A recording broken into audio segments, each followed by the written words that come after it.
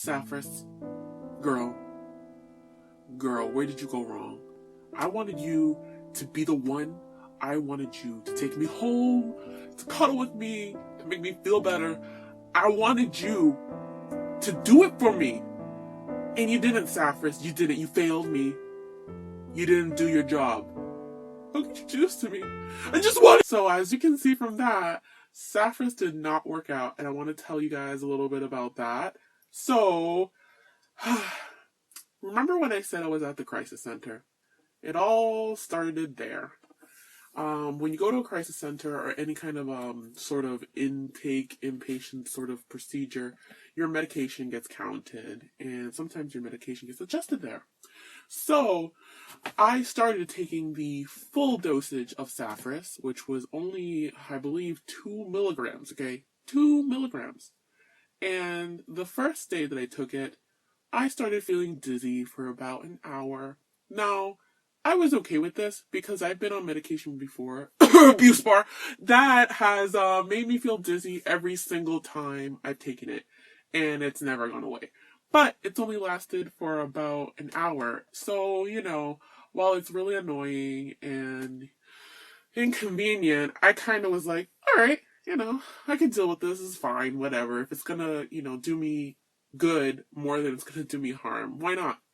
Well, that wasn't the case. The second day I took it at the full dosage, it was basically nausea and dizziness for like 10 hours.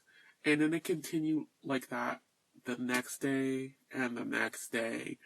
And yeah, it was pretty unbearable. And like, part of me just wanted to hold on. I was like, you know, maybe if I stick this out, it'll work. But the thing is with medication, remember that it's there to help you.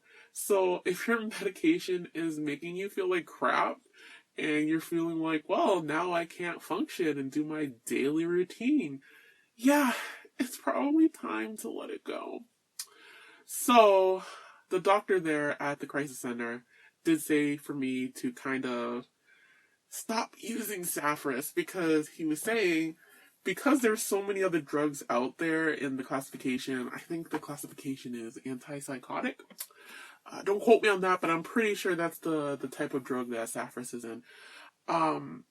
It's like there are plenty of other drugs that you haven't tried. Plenty. And you should give those a shot before you kind of like settle yourself in and subject yourself to like hours of dizziness. Because, again, the point of a drug is to make you feel better. And if it's making you feel crummy, then what good is it? So, I saw my prescriber the next day after I left the crisis center. And, you know, I told her what was happening. I told her what the doctor there suggested. And she agreed. She's like, yep, you should stop the Saphris.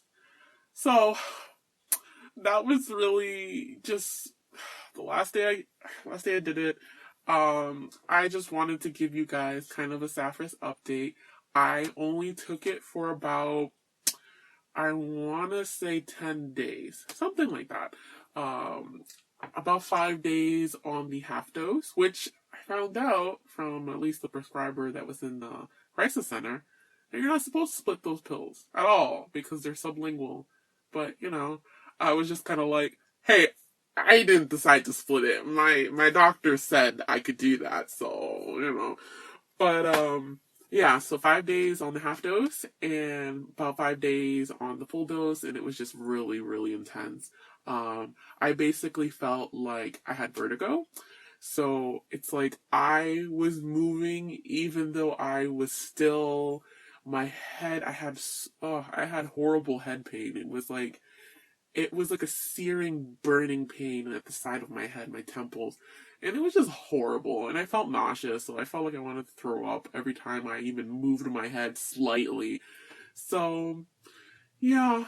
And with that, I want to say, bye, Saphris. You know, I wanted you to work out. I hope that you're able to help other people out there because it is great that it's sublingual and it dissolves. And we should have more adult medication like that. But, you know, I gotta move on. You weren't doing it for me. Bye.